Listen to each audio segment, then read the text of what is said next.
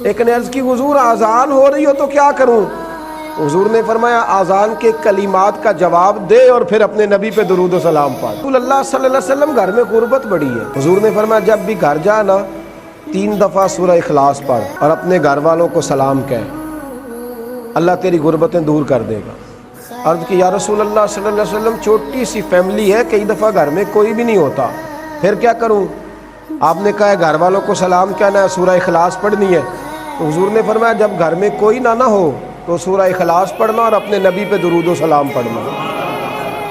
وہ صحابی کہتے ہیں میں نے اتنا عمل پکایا، کچھ مہینوں کے بعد وہ آئے اور عرض کرنے لگے یا رسول اللہ صلی اللہ علیہ وسلم کمال یہ ہے کہ درود و سلام کی برکت سے میں تو امیر ہوا ہی ہوں، میرے پڑوسی بھی امیر ہو گئے، دائیں بائیں والے لوگوں پہ بھی اللہ نے کرم فرمایا۔